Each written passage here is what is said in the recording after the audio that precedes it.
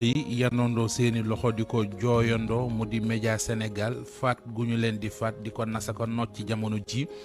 mooy turu éditorial bi yéenekaay yëpp xëy bokk tey média sénégalais la mort programmée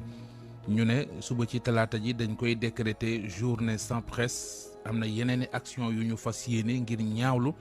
liñ leen bëgg a def mu di wellam giñ leen bëgg a sexal l'observateur xëy na ko ci xëtamu njëkk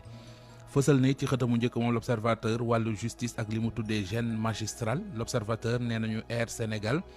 ak i jafe-jafe yu ci am mi ngi koy waxtaane Ousmane Sonko mi dem ca Rwanda ak avion présidentiel bi mu yóbbu wàllu rationalisation dépenses ñu cay wax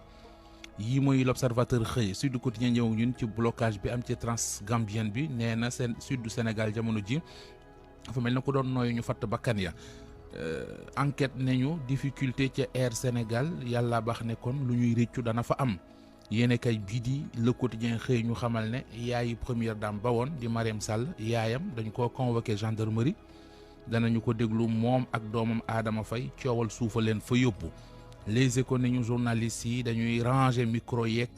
bic yeeg caméra yi suba ndax journée sans presse la ñuy def journée sans presse boo xamante ne ji ngir di ñaawlu li leen nguur gi fi nekk bëgg a teg yéenekaay bii di Public nee nañu lu aju ci coow mi ngi ci biir Pastef ndax am na ñu fa takkali ndombay tànk yoo xam ne ñu bari ci Pastef rafetlu wuñu ko mu ne patriotisme ba ci goroñ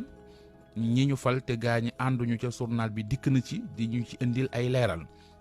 Vox Populi ñëw ak ñun ci Union des magistrats du Sénégal nangu nañu njiitu réew mi ak garde des Sceaux bokk ci li nga maanaam toléré nañ ko waaye nanguñu ñuy ubbil conseil supérieur de la magistrature ñeneen Source A nee nañu affectation Maham Diallo Mamadou Seck ak Abdou Karim Diop ca Tamba Union des magistrats du Sénégal ñi ngi ñaawlu li ñu tuddee li ñu jàppee purge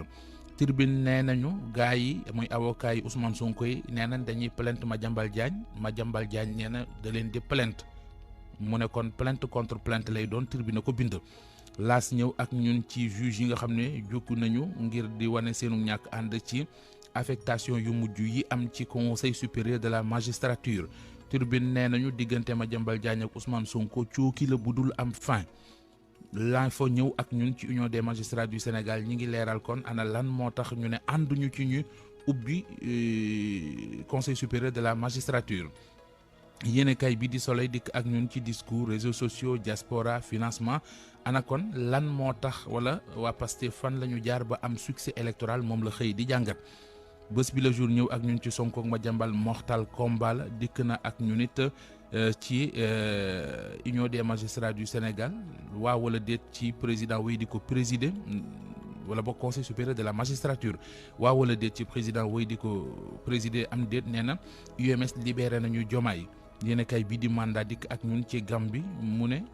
dëkkandoo la boo xamante ne ji ko bari bang la yéenekaay beneen di Dakar Times Sénégal demul dikkul dafa taggatémbe immobilisme moo am ci réew mi tax journal bi di laaj fan la réew mi jëm ñu dem ci tàggat yaram jeexalee fa ak record mi di ak ñun ci saison 2024-2025 fële ci Angleterre Nicolas Jackson la xëyee